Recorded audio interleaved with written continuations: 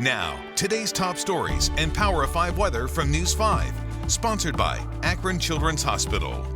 Good evening. Now here's a look at today's top stories. Ohio Governor Mike DeWine reiterating today Ohio is still in a state of emergency. He also announced we will be getting an upgraded mask mandate aimed at making sure all businesses and their customers comply. All stores must post a sign requiring masks and make sure that everyone is wearing them. A new compliance unit will enforce that mandate. Plus, the governor says to expect a new order with restrictions on weddings and funerals. And if this current trend continues, he said, quote, we will be forced to close restaurants, bars, and fitness centers. He said they'll look at this 1 week from tomorrow. The Wellington Police Department says a deadly shooting at a business should have never happened. Police say Scott Brandt drove to his wife's job and shot her before turning the gun on himself and taking his own life. Now, his wife did survive, and she's recovering at an area hospital. 2 weeks ago, Brandt was charged with 2 counts of domestic violence, but was released from the Lorain County Jail on bond and with an ankle monitor.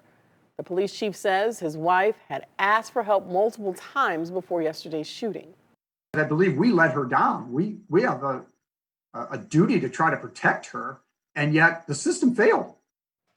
Police say they found large amounts of ammunition and another weapon in Brandt's car after that shooting. Ohio BCI is now investigating a deadly officer-involved shooting in Ashtabula County. Sheriff's deputies were called to a home in New Lime Township for a man threatening to hurt himself and shoot police. The sheriff's office says the man had a gun when he was confronted by deputies in the driveway, and they tried to de-escalate that situation, but instead of putting that gun down, they say the man pointed it at officers. That's when one deputy shot at him twice. That man was flown to the hospital, but he did not survive. Okay, not your usual traffic stop for one Richmond Heights police officer. A driver flagged down Officer Jonathan Ross near Richmond Town Square early Monday morning because a woman in the car was in labor. He was obviously distraught, and he was bent over, and he was just like, she's having a baby, and I could see the head.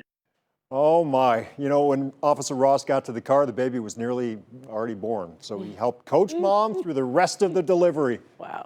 I understand that it hurts. You have to try to push, though, okay? Push him out. He got a lot of hair. That's what we want to hear. It's a boy! Mom and baby taken to a local hospital. The Richmond Heights Police Department commending Officer Ross and the paramedics who eventually came out to help as well. How about that, Mark Johnson? That is incredible. Love hearing these good news stories today. We had so many of them on here. 40 degrees tonight. Okay. Yesterday's weather news was better, 77. Mainly clear overnight. It's going to be chilly. Tomorrow only 51. That's seasonable, right where we should be. Bright sun, staying dry. Akron, Canton, 38, 55. Sponsored by Akron Children's Hospital.